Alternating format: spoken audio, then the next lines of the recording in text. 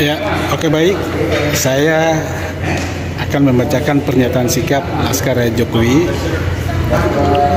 tanggal 6 Oktober 2021. Kenapa saya bacakan pernyataan sikap ini dalam video yang kita tayangkan ini? Karena aksi Laskar Rakyat Jokowi di depan Kementerian SDM itu tidak diizinkan sama sekali. Bahkan untuk pembacaan pernyataan sikap juga sama sekali tidak diizinkan. Sehingga dalam video ini saya akan membacakan pernyataan sikap Koordinator Nasional Laskar Rakyat Jokowi. Salam Indonesia Tangguh. Kami Laskar Rakyat Jokowi sebagai mata dan telinga Jokowi sangat respek dan intens mengikuti program-program strategis dari Bapak Presiden, termasuk juga program yang menjadi tanggung jawab Kementerian SDM. Beberapa masalah yang menurut hemat kami sangat penting dan telah menjadi perhatian banyak pihak antara lain adalah: 1. Menyikapi webinar sosialisasi RUPTL PLN 2001-2030 yang dilaksanakan Oktober 2021 di dalam sambutan yang disampaikan oleh Pak Menteri SDM bahwa ini penyampaian sambutan Pak Menteri ini pada saat webinar tanggal 5 Oktober kemarin. Saya akan bacakan mengutip pernyataan Pak Menteri SDM bahwa pembangunan PLTU baru tidak lagi menjadi opsi, kecuali yang saat ini sudah komited dan sudah dalam tahap konstruksi. 2. Apa yang Pak Menteri sampaikan merupakan komitmen pemerintahan Jokowi dalam mendukung kampanye Global Paris Agreement dengan target emisi karbon pada tahun 2060. Saya ulangi lagi. Apa yang disampaikan Pak Menteri merupakan komitmen pemerintahan Presiden Jokowi dalam mendukung kampanye Global Paris Agreement dengan target nol emisi karbon pada tahun 2060. Sebagaimana Presiden Jokowi dalam rapat terbatas tanggal 11 Mei 2001 untuk PLTU berbasis batubara ditargetkan bukan berasal dari proyek pembangkit baru, melainkan yang sudah ada dalam rencana sebelumnya. Dengan status sudah ada kepastian pendanaan, kontrak jual beli listrik atau Power Purchase Agreement PPA dan konstruksi. 3. Namun arahan Pak Presiden sebagaimana kami uraikan pada poin 2 dan dalam sambutan Pak Menteri di atas sangat berbanding terbalik dengan fakta-fakta yang ada dalam RUPTL PLN 2001-2030. Salah satu contoh yang saya kutip di sini adalah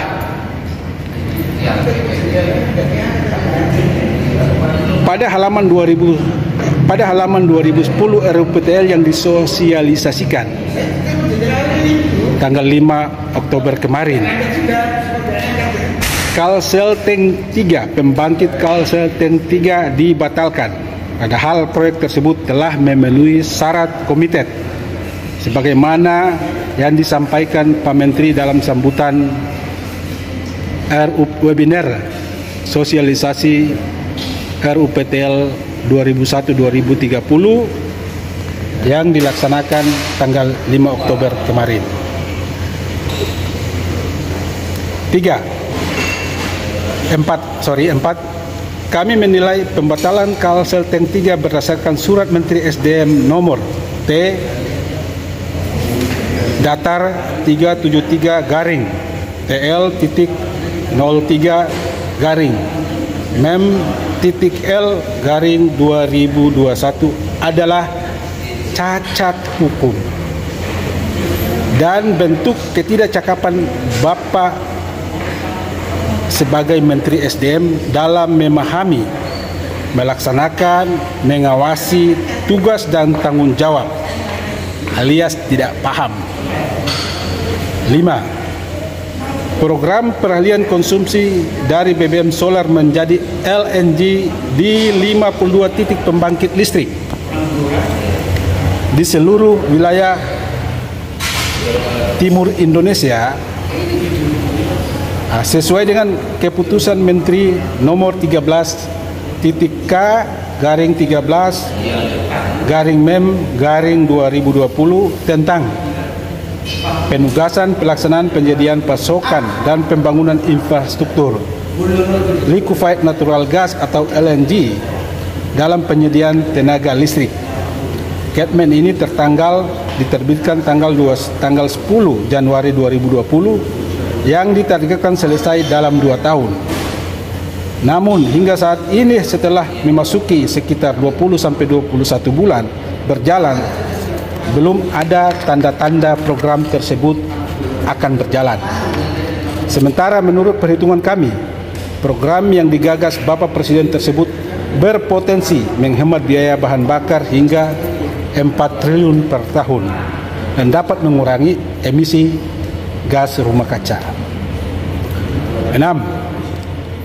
Terjadinya kebakaran di Lembaga Permasyarakatan Kelas 1 Tangerang yang menewaskan 41 orang dan korban luka-luka ada puluhan orang. Diduga kuat akibat kejadian hubungan singkat pada instalasi listrik. Jadi saya perlu menjelaskan lagi soal kasus kebakaran Tangsel ini. Polda Metro Jaya sudah melakukan press conference terkait dengan kasus tersebut dan telah menetapkan 3 orang tersangka. Saya lanjutkan lagi bahwa ada peran fungsi Kementerian SDM di sini. Fungsi pengawasan instalasi listrik di sisi pelanggan, Direktorat Jenderal Kelistrikan telah menerbitkan berbagai aturan teknis persyaratan umum instalasi listrik atau disebut dengan PUIL. Hal ini dimaksudkan untuk mencegah terjadinya kejadian seperti peristiwa di Lapas Kelas 1 Tangerang. Namun kenapa kejadian kebakaran akibat instalasi listrik masih sering terjadi? Sehubungan dengan 6 poin di atas, maka kami Laskar Rakyat Jokowi yang peduli dengan kebijakan pro rakyat menantikan adanya tindakan nyata dari Bapak Menteri SDM untuk menyelesaikan masalah di atas, 6 poin di atas. Oleh karena itu, tanpa mengurangi rasa hormat kami kepada Pak Menteri SDM, kami sampaikan aspirasi objektif sebagai berikut. 1. Untuk menjaga iklim investasi seoptimal mungkin dan juga memberikan kepastian usaha agar tetap diberikan kesempatan kepada investor yang telah menunjukkan komitmen investasinya berdasarkan RUPTL sebelumnya, yaitu RUPTL 2019-2028, termasuk juga PLTU Mulut Tambang yang menjadi program unggulan menurunkan biaya produksi atau BPP, dan proyek tersebut telah diatur dalam Peraturan Presiden nomor 14 tahun 2017 tentang percepatan pembangunan infrastruktur kelistrikan atau PIK. 2. Kami memohon kepada Bapak Presiden Jokowi agar lebih cermat mempelajari serta meminta masukan berbagai pihak, baik itu universitas, akademisi, tenaga ahli energi terkait telah diterbitkan RUPTL 2021-2030 oleh Kementerian SDM sebelum dikeluarkan peraturan selanjutnya, yaitu payung hukum dari RUPTL tersebut. 3. Sehubungan dengan Kepmen Keputusan Menteri SDM nomor 13/13/MEM/2020 yang tidak berjalan secara efektif dan efisien sesuai dengan harapan, maka menurut hemat kami Kepmen tersebut perlu ditinjau kembali. Akan lebih efektif dan efisien apabila penyediaan infrastruktur LNG untuk konversi BBM ke gas dilaksanakan langsung oleh PT PLN sebagai pengguna infrastruktur LNG, sehingga terhindar dari risiko ekonomi biaya tinggi yang akan dinaikkan BPP listrik. 4. Sehubungan dengan persyaratan umum instalasi listrik atau PUIL, perlu program penegakan aturan yang baik untuk instalasi listrik baru maupun yang lama. Artinya apa? Bahwa setiap pemasangan jaringan instalasi listrik harus dilaksanakan sesuai dengan aturan-aturan yang berlaku, dan bukan hanya aturan ini diterbitkan dan tidak dilakukan pengawasan. Kementerian SDM harus melakukan pengawasan adanya aturan-aturan yang telah diterbitkan. Pengawasan pelaksanaannya harus dimonitor atau diawasi oleh Kementerian SDM. Sehingga bukan hanya aturan-aturan yang formal, dibuatkan aturan begitu saja tanpa pengawasan, nggak ada artinya juga. Karena peristiwa kebakaran ini sering terjadi di kota-kota besar. Akibat faktor utamanya adalah, salah satunya adalah korsleting listrik atau tegangan tinggi instalasi listrik yang berdampak pada beban yang begitu beban daya, sehingga menimbulkan percikan dan mengakibatkan terjadinya kebakaran. Itu 4 poin yang kami sarankan atau kami memberikan masukan kepada Kementerian SDM. Tapi poin-poin atau rekomendasi yang telah saya bacakan hari ini, jauh sebelumnya telah kami merekomendasikan atau melayangkan surat kepada Kementerian SDM untuk menindaklanjuti masukan-masukan dari kami Laskar Raya Jokowi, dan itu sudah kami layangkan surat jauh sebelumnya, sekitar tanggal, kalau nggak salah, sekitar tanggal 24 September 2001. Tetapi sejauh ini mereka merespon surat yang kami layangkan. Tapi menurut kami jawaban yang mereka memberikan atau jawaban klarifikasi dari Kementerian SDM itu tidak masuk dalam substansi 3 poin rekomendasi dari kami Kornas Laskar Raya Jokowi. Artinya apa? Tidak memberikan jawaban sesuai dengan 3 poin rekomendasi tadi.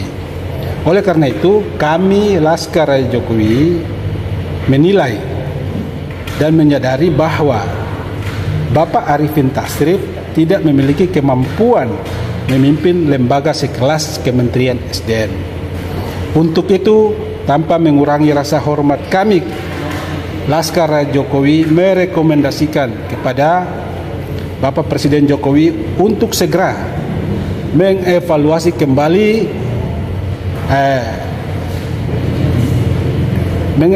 kembali kinerja Bapak Arifin Tasrif sebagai Menteri SDM, karena bagi kami beliau Bapak Arifin Tasrif yang terhormat, yang kami hormati, kami hargai, tidak memiliki kemampuan memimpin lembaga sekelas Kementerian SDM.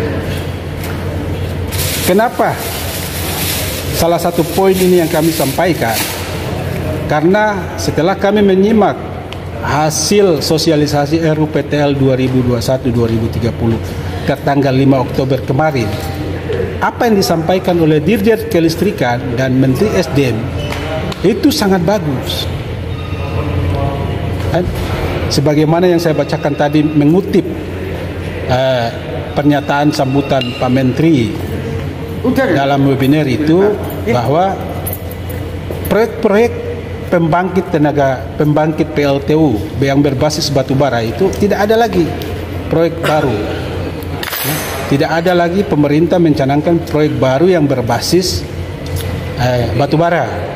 Tetapi PLTU yang sudah memenuhi syarat komite akan tetap dilanjutkan. Itu saya mengutip pernyataan Pak Menteri di dalam webinar RUPTL dan tanggal 5 Oktober kemarin. Namun dalam fakta-faktanya apa yang disampaikan Pak Menteri itu tidak menyadari bahwa proses fakta-fakta di lapangan itu tidak sebagaimana yang beliau sampaikan. Kenapa? Ya itu tadi yang saya sampaikan dalam draft RUPTL 2021 pada halaman 2010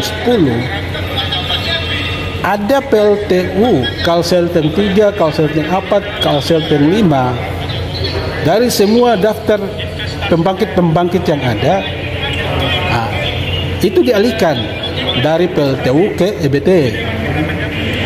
Misalnya pembangkit Kalselten 4 atau ada beberapa item itu dialihkan dan ditunda. Ya, dialihkan itu ke EBT, dari batubara dialihkan ke EBT. Tetapi Kalselten 3 ini dibatalkan dengan surat menteri.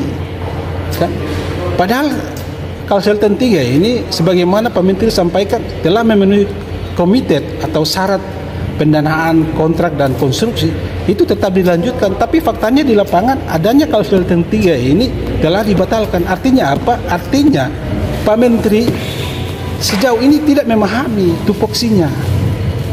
Apa yang dia sampaikan dengan apa pelaksanaan di kebijakan di kementeriannya itu tidak sejalan. Oleh karena itu kami menilai bahwa Bapak Arifin Tasrif tidak memahami tugas pokok dan tanggung jawabnya selaku Menteri SDM. Apalagi ini adalah sebuah lembaga, ya, lembaga yang berkelas, lembaga yang mengatur tentang kedaulatan energi nasional kita. Tapi kemudian kalau tidak dipimpin oleh orang yang tidak memahami, maka ini akan berdampak kepada kebijakan-kebijakan atau harapan-harapan Pak Jokowi terhadap menteri-menterinya tidak sesuai. Oleh karena itu,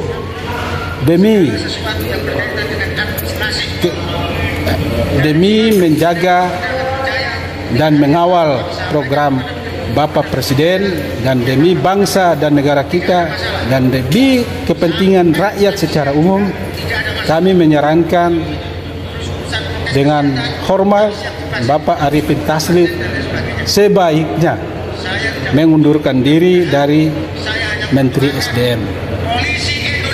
Oke, terima kasih dari saya. Assalamualaikum warahmatullahi wabarakatuh.